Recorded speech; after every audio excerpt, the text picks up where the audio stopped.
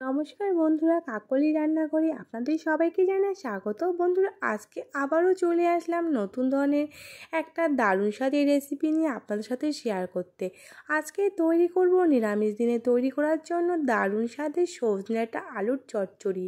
তার জন্য নিয়ে নিয়েছি সজনে ডাঁটা, আলু আর টমেটো। সবার প্রথমে একটা মশলার পেস্ট তৈরি করে নেব। তার জন্য একটা মিক্সচার জার নিয়ে নিলাম। এর মধ্যে দিয়ে দিলাম 1 ইঞ্চি আদা, 1 চা চামচ গোটা সাদা সর্ষে, 1 চা চামচ গোটা জিরে আর দিয়ে দিচ্ছি কাঁচা বাদাম, এখানে 25 গ্রামের মতো।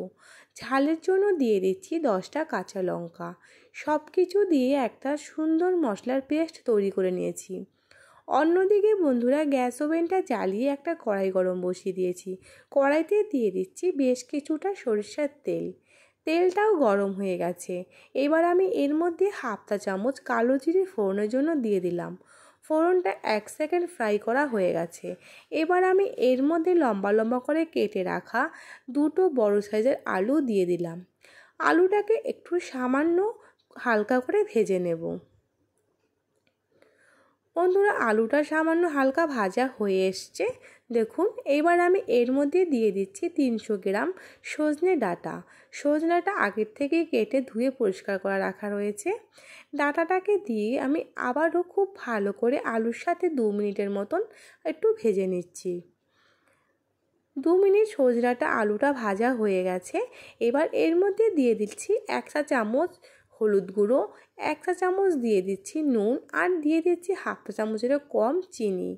যে কোনো নিরামিষ রান্নায় বন্ধুরা একটু চিনি দিলে এর স্বাদটা কিন্তু খুব ভালো আসে। আর আমি তো যে কোনো রান্নায় একটু সামান্য চিনি দিয়ে থাকি। চিনি, নুন, হলুদ সব কিছু দিয়ে আমি সজনে ডাঁটা আলুটাকে আরও 2-3 মিনিটের জন্য খুব ভালো করে ভেজে নিলাম। দেখুন, সজনে ডাঁটা আলুটা খুব ভালো করে ভাজা হয়ে গেছে। এবার আমি এর মধ্যে যে মশলার পেস্টটা তৈরি করে রেখেছিলাম সেই মশলার পেস্ট পুরোটাই দিয়ে দিয়েছি। আর মশলার বাটিটা ধুয়ে সামান্য একটু জলও দিয়ে দিলাম। গ্যাসের ফ্লেমটা মিডিয়ামে রেখে মশলাটাকে আমি 5 মিনিটের জন্য একটু কষিয়ে নেব। মশলাটা বন্ধুরা 5 মিনিট কষানো হয়ে গেছে। এবার আমি এর মধ্যে দিয়ে দিচ্ছি টমেটো। এখানে মাঝারি সাইজের 2টো টমেটো বড় বড় করে কেটে রেখেছিলাম, সেই টমেটোটা পুরোটাই দিয়ে দিলাম। টমেটোটাকে দিয়ে আমি আবারও একটু কিছুক্ষণ নেড়েচেড়ে কষিয়ে নিলাম। সবজিটা কষানো হয়ে গেছে আমার। এবার আমি এর মধ্যে দিয়ে দেব জল। বেশ কিছুটাই জল দেব, যেহেতু ডাঁটাটা সেদ্ধ হবে তার জন্য। এখানে আমি উষ্ণ গরম জলটাই ব্যবহার করেছি। গরম জলটা দিয়ে আমি সব কিছুর সাথে খুব ভালো করে মিশিয়ে নিলাম। এবার এটাকে গ্যাসের ফ্লেমটা মিডিয়ামে রেখে 5 মিনিটের জন্য ঢাকা দিয়ে দেব, যতক্ষণ না ডাঁটাগুলো সেদ্ধ হয় ততক্ষণ। বন্ধুরা, আমি 5 মিনিট পর ফেরত আসছি।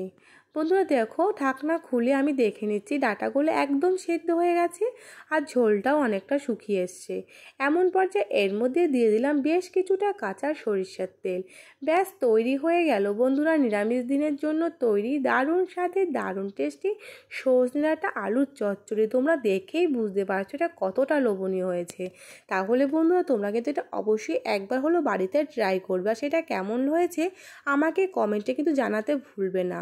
ভালো লাগলে লাইক শেয়ারের অনুরোধ রইল। আর এরকম নতুন সহজ ধরনের রেসিপি পেতে আমার চ্যানেলটিকে সাবস্ক্রাইব করে পাশে থেকো। ধন্যবাদ।